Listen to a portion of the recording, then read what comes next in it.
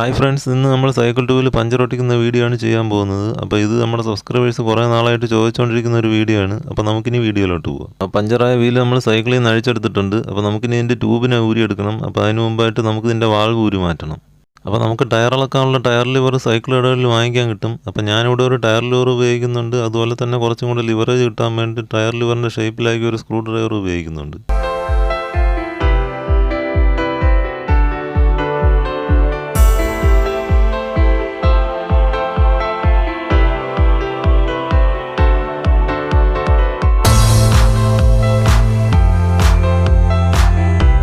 അപ്പോൾ നമ്മൾ ട്യൂബ് അഴിച്ചെടുത്തിട്ടുണ്ട്. അപ്പോൾ നമുക്കിനി ഈ ടയറും കൂടെ അഴിച്ചെടുത്തിട്ട് നമുക്ക് ഈ ടയറിൻ്റെ ഉള്ളിൽ എന്തെങ്കിലും കുത്തി കയറി ഇരിപ്പുണ്ടോ എന്നൊന്ന് ചെക്ക് ചെയ്യുന്നത് നല്ലതായിരിക്കും. അപ്പോൾ നമ്മൾ വീലിലിട്ടുകൊണ്ട് തന്നെ ചെക്ക് ചെയ്താലും മതിയാവും. അപ്പോൾ ഞാൻ കുറച്ചും കൂടി എളുപ്പത്തിന് വേണ്ടി നമ്മൾ ടയർ അഴിച്ചെടുത്തന്നേ ഉള്ളൂ. അപ്പോൾ ഇനി നമുക്ക് ട്യൂബിൽ പഞ്ചർ വന്ന ഭാഗം കണ്ടുപിടിക്കണം. അപ്പോൾ ഇത് കുറച്ച് വലിയ ഹോളായത് കാരണം നമുക്ക് എളുപ്പത്തിൽ കണ്ടുപിടിക്കാൻ പറ്റി.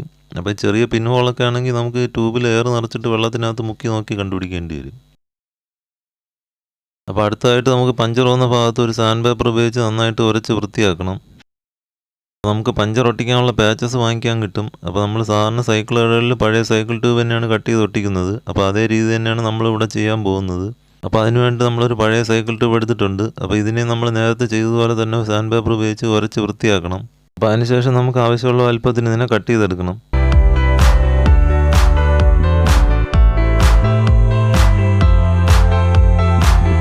ഇത് പഞ്ചർ ഒട്ടിക്കാനുള്ള റബ്ബർ സൊല്യൂഷനാണ്. അപ്പോൾ ഇത് നമുക്ക് സൈക്കിൾ കടകളിൽ വാങ്ങിക്കാൻ കിട്ടും. 20 രൂപയും കണ്ടാണ് ഇതിൻ്റെ വില വരുന്നത്. അപ്പോൾ ഇനി നമുക്ക് രണ്ട് സൈഡിൽ റബ്ബർ സൊല്യൂഷൻ അപ്ലൈ ചെയ്യണം. അതിനുശേഷം നമുക്കൊരു 1-2 മിനിറ്റ് വെയിറ്റ് ചെയ്തതിന് ശേഷം നമുക്കത് ഒട്ടിക്കാം.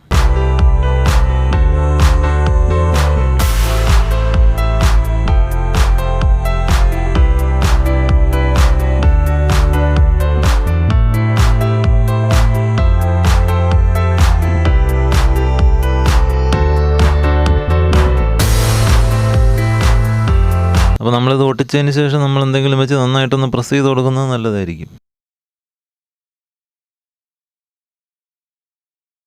അപ്പോൾ നമ്മൾ പഞ്ചർ ഒട്ടിച്ച് കഴിഞ്ഞിട്ടുണ്ട്. അപ്പോൾ നമുക്കിനി ടയറും ട്യൂബും വീലിൽ തിരിച്ചു പിടിപ്പിക്കണം.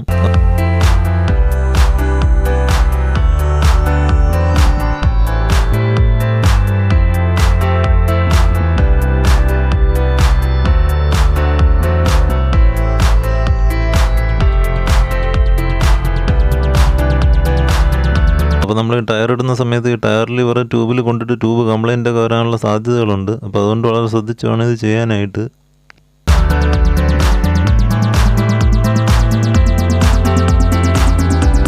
അതുപോലെ തന്നെ നമ്മളിതിന് ഉപയോഗിച്ച ടയർ ലിവർ, അതുപോലെ റബ്ബർ സൊല്യൂഷൻ, ഇതെല്ലാം തന്നെ സൈക്കിൾ കടകളിൽ കിട്ടുന്നതാണ്. അതുപോലെ തന്നെ നമുക്ക് ഓൺലൈനിൽ കിറ്റായിട്ടും അവൈലബിൾ ആണ്.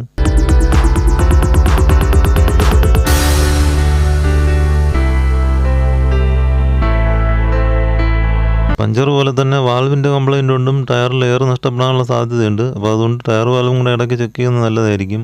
അപ്പോൾ ഈ വീഡിയോ കണ്ട എല്ലാവർക്കും നന്ദി. അപ്പോൾ നമുക്കിനി അടുത്ത വീഡിയോ കാണാം.